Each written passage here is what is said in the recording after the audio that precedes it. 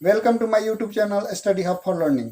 आज हम लोग संख्याओं से खेलेंगे। टॉपिक है संख्याओं का खेल, प्लेइंग विथ नंबर्स। कोई संख्या लेते हैं 4, आप इसमें गुणा करते हैं। 1 से गुणा करो, 4 में 1 से गुणा करो 4, 4 में 2 से गुणा करो क्या आएगा 8, 4 में 3 से गुणा करोगे क्या आएगा 12, 4 में 4 से गुणा करो क्या आएगा 16। ऐसे ही आप गुणा कर सकते हो। 4 में अगर 10 से गुणा करेंगे तो क्या आएगा 40। आगे भी कर सकते हो। 4 में अगर 20 से गुणा करोगे तो क्या आएगा 80। तो ये संख्याएं 4, 8, 12, 16, 40, 80 ये कैसे प्राप्त होती है? ये गुणा करने से प्राप्त होती है, मल्टीप्लाई करने से प्राप्त होती है। तो इनको हम लोग क्या बोलते हैं? ये 4 के गुणज कहलाएंगे। क्या कहलाएंगे? मल्टीपल्स। मल्टीपल्स, ठीक है। उसको हिंदी में बोलते हैं गुणज, ठीक है। यहां से हम लोग को मिला ना, इसको बोलते हैं मल्टीपल। और इन संख्याओं क्या बोलते हैं? ये ऐसे जो संख्याएं प्राप्त हो रही हैं उनको बोलते हैं मल्टीपल, गुणज। इसको अपवर्त भी बोलते हैं। एक और टर्म है अपवर्त, ठीक है। मल्टीपल्स बोल सकते हो या अपवर्त बोल सकते हो हिंदी में, ठीक है। तो अब फिर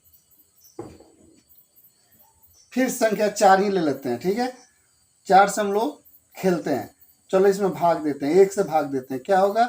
4 में 1 से भाग दोगे ये कट जाएगा, शेष 0। यहाँ पर शेष कितना आया? 0 आया, कट गया ना।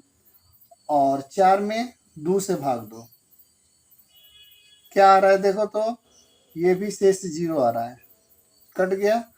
फिर 4 में हम लोग 3 से भाग देते हैं तो क्या आएगा? 4 में 3 से भाग देंगे तो 1 शेष बच रहा है, यहाँ पे शेष बच रहा है ना। फिर 4 में अगर 4 से भाग दो तो देखो क्या हो रहा है, 4 एकम 4, इसमें भी कोई शेष नहीं बचा, 0 बच रहा है, ठीक है।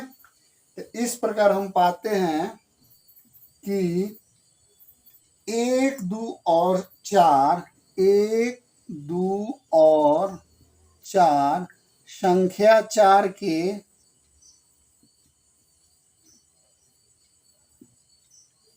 पूरे पूरे विभाजक है। पूरे पूरा कट जा रहा है ना, ये पूरे पूरे विभाजक है, ये हम लिख सकते हैं ना, पूरे पूरे विभाजक है। अतः ये संख्याएं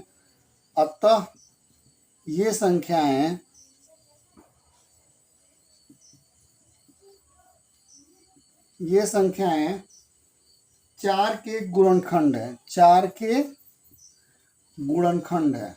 एक नया चीज हम लोगों को मिला, गुणनखंड। इसको इंग्लिश में क्या बोलते हैं? फैक्टर, ठीक है। देखो जिससे 4 पूरा पूरा कट जा रहा है वो 4 के फैक्टर कहे जाएंगे, ठीक है। तो हम लोग यहाँ पर 2 चीज सीखे, एक गुणज क्या कैसे निकालते हैं, दूसरा गुणनखंड कैसे निकालते हैं। गुणनखंड फैक्टर्स हुए हैं जिनसे वो संख्या पूरी पूरी विभाजित हो जाए, ठीक है। अब हम लोग सपोज 6 का गुणनखंड निकालें, 6 का फैक्टर। गुणनखंड क्या क्या होगा देखो तो, 4 का भी गुणनखंड देखें ना, अभी 6 का देखते हैं। 6 का 1 से पूरा पूरा ये कट जाएगा, 2 से पूरा पूरा कट जाएगा, 3 से कट जाएगा और 6 से कट जाएगा। मतलब 6 1 के भी पहाड़ा में आएगा, 2 के भी पहाड़ा में आएगा, 3 के भी पहाड़ा में आएगा और 6 के भी पहाड़ा में आएगा। इन संख्याओं से ये पूरी पूरी विभाजित हो जाएगी, ठीक है। अब देखो अगर हम इसको जोड़ते हैं, ये जो गुणनखंड है इस सबको जोड़ो, 1 जोड़ 2 जोड़ 3 जोड़ 6, कितना आ रहा है? 2 1 3 3 6 6 12, ठीक है। देखो तो अगर गुणनखंडों को जोड़ने पर इस संख्या का दोगुना आए, 6 है ना, इसका दोगुना आ रहा है 12, तो वैसे संख्या को बोलते हैं परफेक्ट नंबर, संपूर्ण संख्या। यहाँ से देखिए हमको टर्म मिला ना परफेक्ट, ये परफेक्ट है। अगर कोई पूछे परफेक्ट नंबर। तो क्या लिखेंगे, वह संख्या जिसके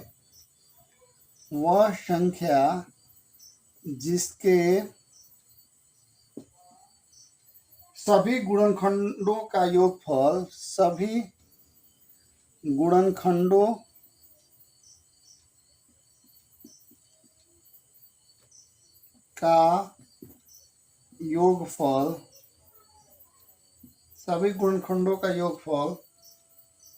उस संख्या का दोगुना हो। उस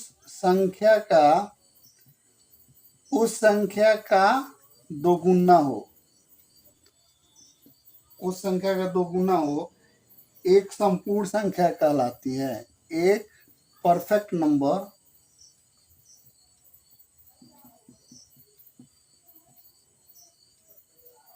संपूर्ण संख्या कहलाती है। आया बात समझ में? ठीक है। जैसे 6 काम निकालेंगे तो इनके गुणनखंडों का योग इसका दोगुना आएगा। वैसे ही 28 का भी जब आप निकालोगे गुणनखंड और उसको जोड़ोगे तो ये जोड़ने पर इसका दोगुना आएगा, 56 आएगा। इसलिए ऐसी संख्या को हम लोग परफेक्ट नंबर कहते हैं। ठीक है, आया समझ? परफेक्ट नंबर किसको कहते हैं? चलो अब देखते हैं अगला कंसेप्ट। अब चलो देखते हैं कुछ संख्याओं के गुणनखंड निकालकर। ठीक है, कुछ संख्याओं का गुणनखंड देखते हैं कैसे होता है। सपोज एक का गुणनखंड क्या होगा? 1। दो का क्या होगा? 1 और 2। 3 का निकालो, 3 का क्या होगा? 1 और 3। 4 का निकालो, 4 का क्या होगा? 1, 2 और 4। 5 का निकालो, 5 का होगा 1, 5। 6 का निकालो, 6 का क्या होगा? 1, 2, 3, 6। ठीक है। 7 का निकालो, 7 का क्या होगा? 1, 7। 8 का निकालो, 8 का क्या होगा? 1, 2, 4, 8। जिनके पहाड़ा में ये पूरी कट जाए, जिन संख्याओं से ये पूरी कट जाए, उन सबको गुणनखंड बोलते हैं। ठीक है, कंसेप्ट क्लियर है? 9 का निकालो, 9 का क्या होगा? 1, 3, 9। ठीक है, इस तरह आप निकाल सकते हो, आगे भी निकाल सकते हो।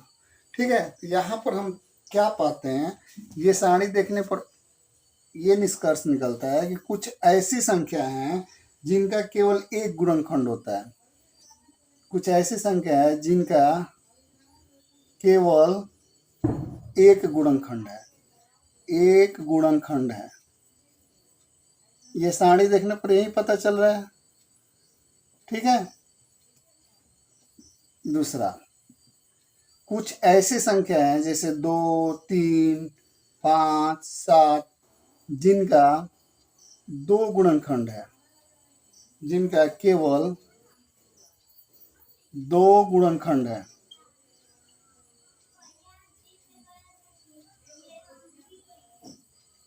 ठीक है।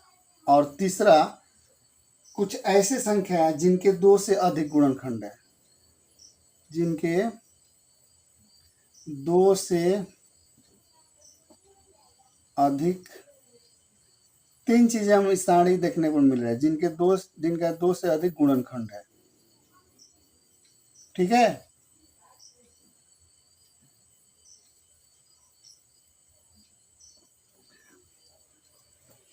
ये चार्ट देखने से हमको स्पष्ट है कि कुछ ऐसी संख्या है जैसे 1, इनका केवल एक गुणनखंड है। निष्कर्ष क्या निकलता है? जिनका केवल एक गुणनखंड है वह 1 है।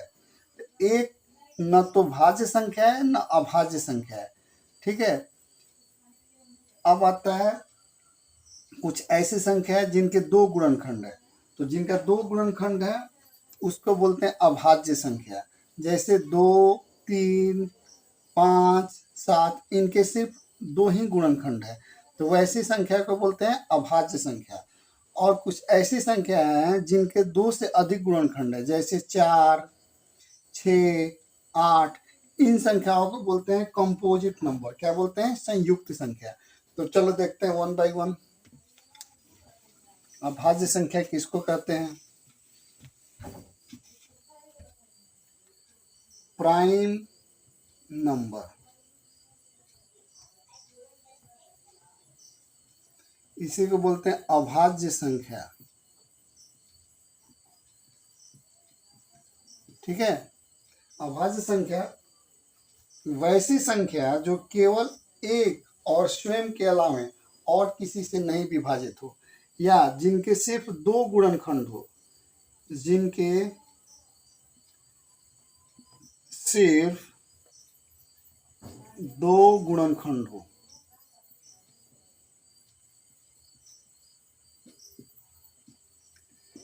दो गुणनखंड कौन कौन है? तो एक और दूसरा वह स्वयं।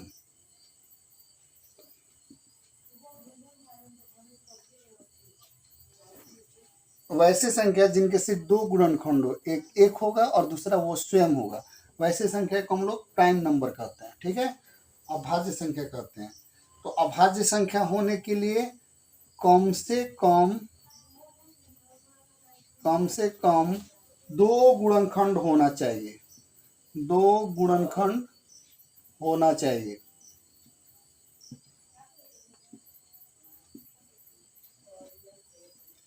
कम से कम दो गुणनखंड होना चाहिए और अधिक से अधिक भी दो गुणनखंड होना चाहिए।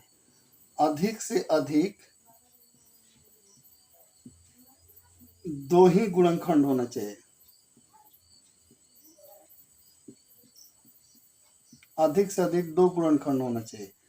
ठीक है। ये कंडीशन है अभाज्य संख्या होने के लिए।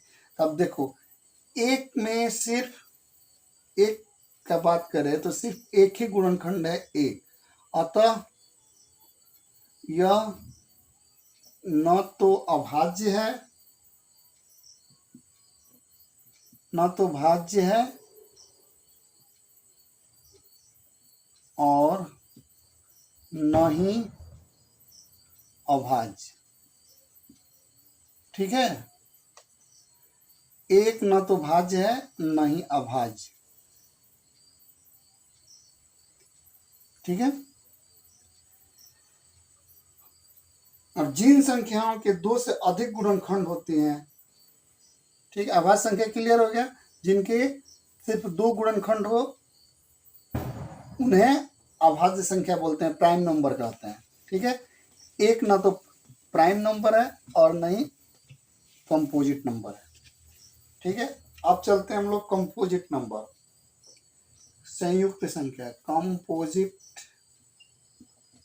नंबर। इसको हिंदी में बोलते हैं संयुक्त संख्या। ठीक है। संयुक्त संख्या क्या होता है?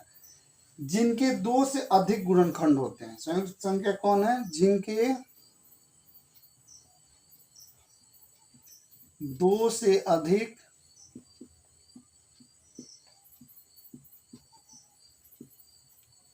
गुणनखंड होते हैं।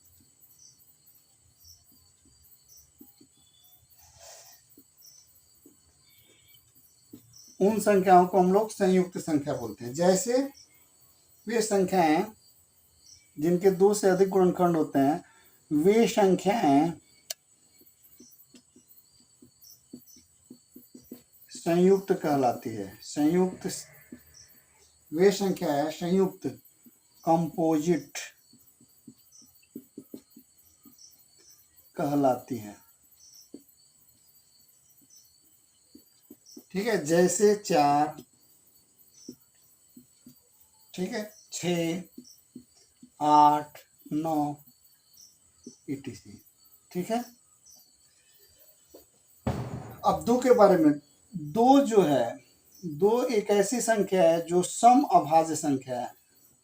आप देखोगे अभाज्य संख्या की श्रेणी में एक ही संख्या है जो कि सम अभाज्य है, बाकी सारे अभाज्य संख्या विषम होते हैं।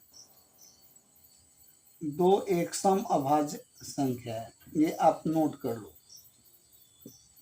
बाकी जितनी भी अभाज्य संख्याएं हैं वे विषम होती हैं। ठीक है, इसके अलावा सभी अभाज्य संख्याएं विषम है। अब देखो अगला कंसेप्ट, पहले हम लोग बेसिक से सब क्लियर कर रहे हैं, फिर चैप्टर पे जाएंगे। सह अभाज्य संख्या, सह अभाज्य संख्या एक नया टॉपिक है, सह अभाज्य संख्या। ठीक है, तो वैसी दो संख्या जिनका कॉमन फैक्टर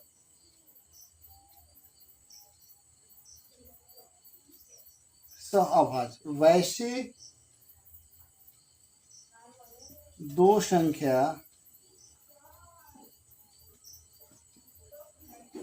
जिनका सार्वगुणनखंड, सार्वगुणनखंड इसी को बोलते हैं common factor.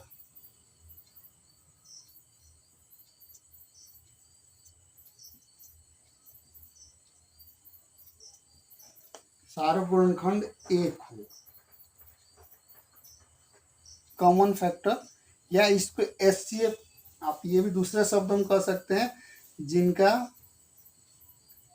Highest common factor HCF, HCF highest common factor एक हो,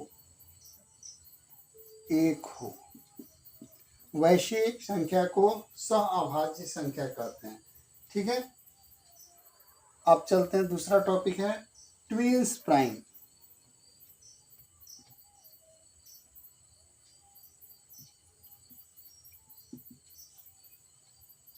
जुड़वा अभाज्य, जुड़वा अभाज्य, या इसको बोलते हैं अभाज्य युग्म, अभाज्य युग्म। किसको बोलते हैं? जब दो अभाज्य संख्या के बीच का अंतर दो हो, जब दो अभाज्य संख्या के बीच का अंतर दो हो तो उन संख्याओं को हम ट्विंस बोलते हैं। अर्थात उनके बीच, दो अभाज्य संख्याओं के बीच एक भाज्य संख्या हो, एक भाज्य संख्या हो। ठीक है, तो उसको हम लोग क्या बोलते हैं? Twins prime. जैसे 5 और 7, 5 अभाज्य संख्या है, 7 भी अभाज्य संख्या है, इसके बीच में 6 भाज्य संख्या है, या 7 में से 5 क्या 2, जिनके बीच का अंतर 2 आ रहा है ना, या दूसरे शब्दों में कहोगे, ये कहोगे उनके बीच एक अभाज्य संख्या, इनके बीच एक भाज्य संख्या है ना 6, ये दूसरा 11 13, इनके बीच एक भाज्य संख्या 12 है ना। तो इस तरह का मतलब दो अभाज्य संख्याओं का अंतर अगर 2 हो तो उसे ट्विंस प्राइम कहेंगे, जुड़वा अभाज्य कहेंगे। ये था हम लोगों का बेसिक कंसेप्ट। अब देखते हैं प्रश्नावली 3.1 नेक्स्ट वीडियो में। Thank you.